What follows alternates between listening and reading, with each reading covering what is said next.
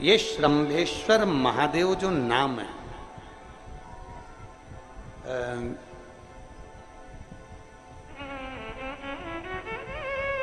भगवान शंकर ने सारे 33 कोटि देवताओं को अपने अंदर समाहित कर कर ये रूप रखा था श्रम्भ पक्षी।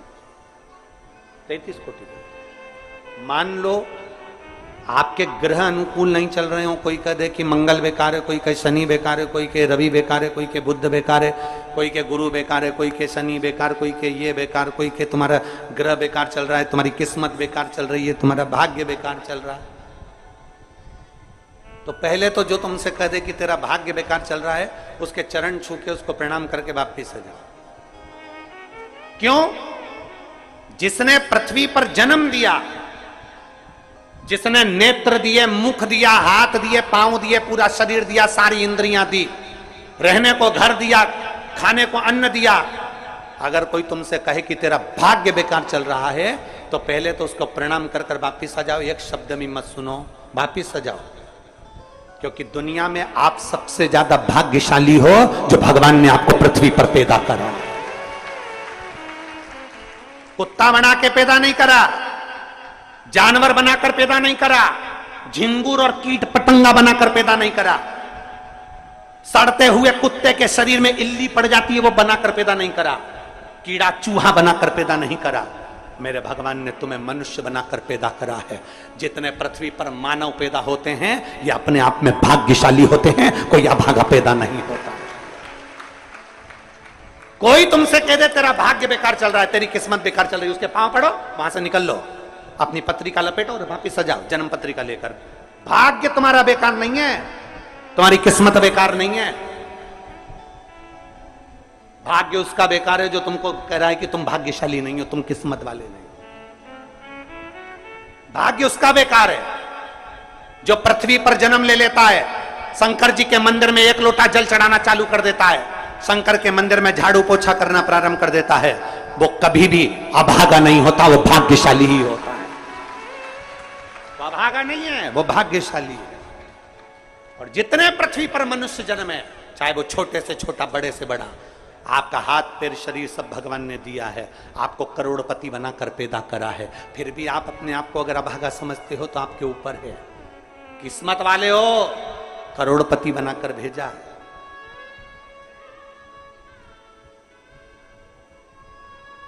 कुत्ता 1000, 10,000, 20,000, 25,000, 50,000 में बिकता है। तुम्हें तो भगवान ने 2-2 किडनी दिए, अभी बेचिए 20-20 लाख में, यूं बिक जाएगी। भगवान ने नेत्र दिए 50-50 लाख में, अभी बिक जाए 5 लाख में। एक एक शरीर भगवान ने कीमत वाला बनाकर भेजा है।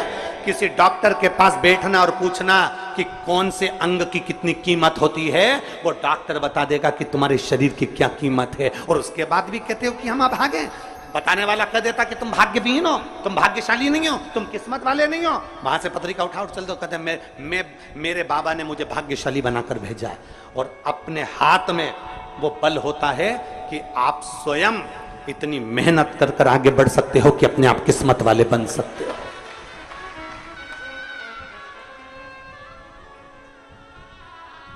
अपने आप। और हम तो बाबा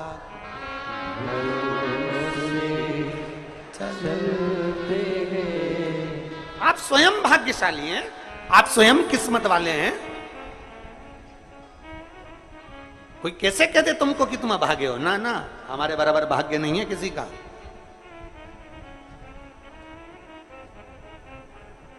तुम्हारी ग्रह खराब है,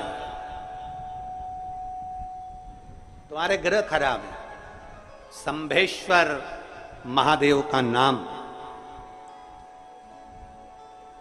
7 कनेर के पुष्प, कितने? 7 कनेर मालूम है? ये रोड पर जो जाते हो डिवाइडर में पीला पीला फूल लंबा, जो कि पशु पक्षी कोई नहीं खाता, जहरीला फूल माना जाता है। कनेर के 7 फूल, एक बेलपत्र।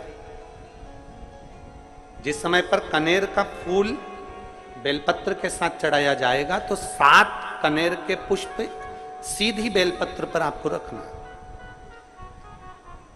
2-3 प्रदोष कर कर देखना। अगर कोई आपसे कहे कि आपका भाग्य ठीक नहीं चल रहा, आपकी किस्मत ठीक नहीं चल रही, आपके ग्रह ठीक नहीं चल रहा है, आप भाग्यशाली नहीं हो, पहले तुम वहां से उठ जाओ, उसके बाद में देवाधिदेव महादेव के पास 7 कनेर के पुष्प एक बेलपत्र में रखकर नंदीश्वर के पास में बैठकर श्री शिवाय नमस्तुभ्यम बोलकर अशोक सुंदरी वाली जगह पर स्पर्श कराकर भगवान शंकर पर 7 फूल के साथ बेलपत्री की डंडी अशोक सुंदरी की साइड हो, ऐसा स्मरण करते हुए शिव को समर्पित कर दे। वही बेलपत्री 5 बार नमः शिवाय या पंचाक्षर मंत्र, षडाक्षर मंत्र या श्री शिवाय नमस्तुभ्यम बोलकर वही बेलपत्री 3 प्रदोष, 4 प्रदोष, 5 प्रदोष, 2 प्रदोष, जितने प्रदोष आप चढ़ा रहे हैं प्रदोष काल में, वो बेलपत्री लाकर अपने कक्ष में अपने पूजन वाले स्थान पर रखते जाओ। एक बेलपत्री एक प्रदोष पर लाओगे, अगला प्रदोष आएगा, कितना अंतर पड़ता है आपके भाग्य बदलने में, आपको खुद मालूम पड़ जाएगा कि आपकी किस्मत कैसे बदल गई। मेहनत आपको करना है, परिश्रम आपको करना है, लगन आपको लगाना है, और बेलपत्री और कनेर का पुष्प शिव को चढ़ा। महापुराण की कथा कहती है, शंकर जी के मंदिर में जब 1 लोटा जल लेकर जाओ ना अपने घर से, भगवान शंकर का जब 1 लोटा जल तांबे के लोटे में जब पानी भरकर आप अपने घर से जब चले, तो बाबा से घर से निकलते समय मंदिर की सीढ़ी पर चढ़ते समय 2 बातों का स्मरण रखें। जितने लोग आस्था चैनल पर सुन रहे हैं, जितने फेसबुक यूट्यूब पर सुन रहे हैं, जितने मोबाइल पर सुन रहे हैं, जितने रेवाड़ी हरियाणा की पवित्र भूमि पर सुन रहे हैं, बड़े सावधानी से सुनिएगा। ये बात हमने किसी कथा में आज तक नहीं कही, आज रेवाड़ी की इस पवित्र भूमि पर यह बात कहना चाहें।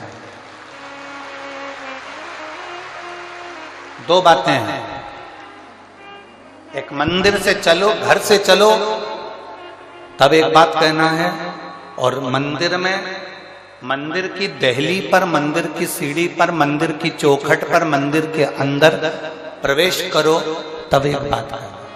2 बातें।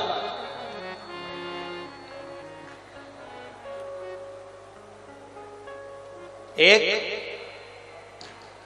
घर से चलते समय लोटा पानी का भरते समय बाबा से कहना है, ये पूरा मेरा घर नहीं आपका घर है, और ये घर का जल मैं आपको देने के लिए इसलिए आ रही हूं क्योंकि ये जल नहीं है, मेरी दशा आपको ये जल बताएगा। तो ये जल मेरा एड्रेस है, जब आप शाम को घूमने निकलो तो मेरे दरवाजे पर 2 मिनट जरूर रुकना। ये एड्रेस है।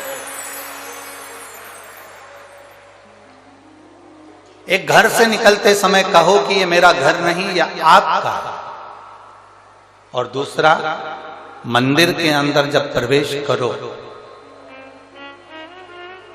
मंदिर की चौखट पर जब पांव रखो, मंदिर के अंदर, मंदिर की दहली पर, मंदिर के दरवाजे में जब प्रवेश करो, तब भगवान भोलेनाथ जी से कहना, मैं जैसा भी हूं और मेरे घर के लोग जैसे भी हैं, सब आपके हैं और आप हमारे हैं, बस इतना याद रखना और कुछ नहीं।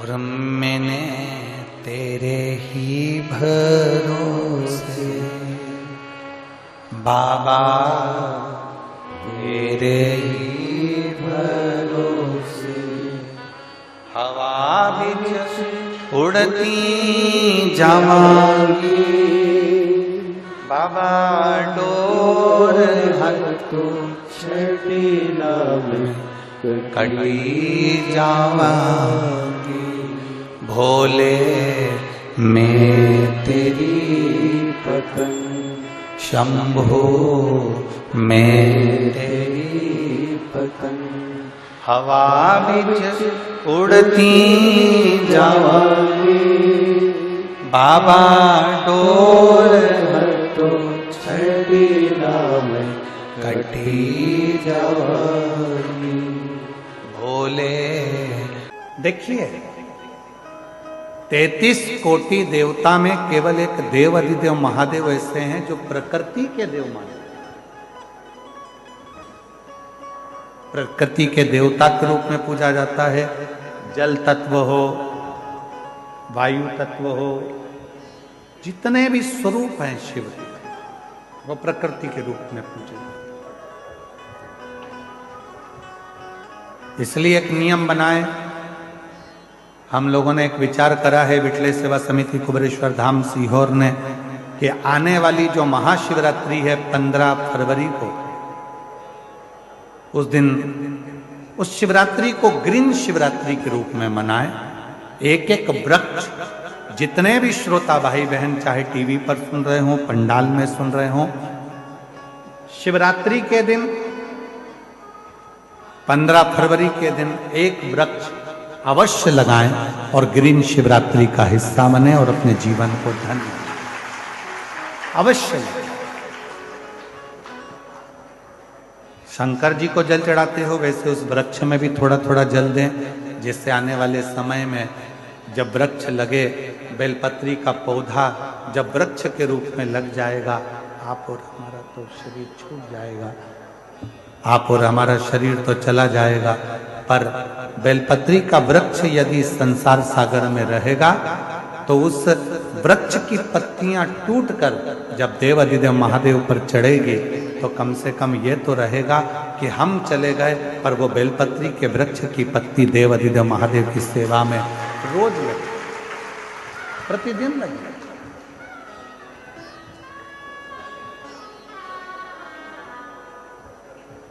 देखिए शंकर भगवान के पूर्ण स्वरूप में कितने वृक्षों की उत्पत्ति हुई, अजय कितने वृक्षों की उत्पत्ति।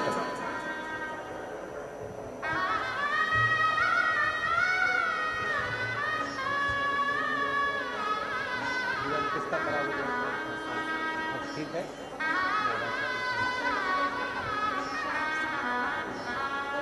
इन्हीं का 7 वर्ष से लीवर खराब था और डॉक्टरों ने सब चीज छुड़वा दी थी, भोजन में जो जो खाने का सामान था, पर अब कह रही हैं कि लीवर भी काम करने लगा। डॉक्टर ने कह दिया पूर्ण तरह से स्वस्थ हो और अब भोजन आदि सब अच्छे से करने लगी। एक बार जोरदार ताली बजाकर।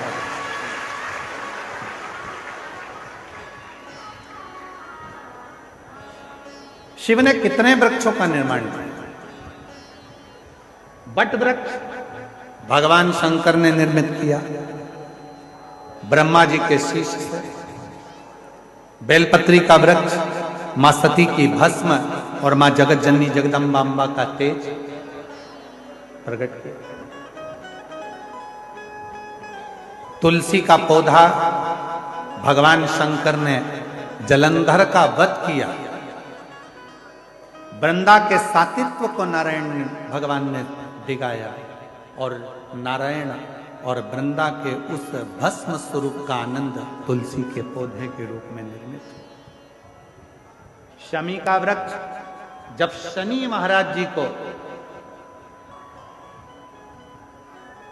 माता ने ही श्रापित कर दिया, तब उन्होंने भगवान शंकर की आराधना काशी में करी।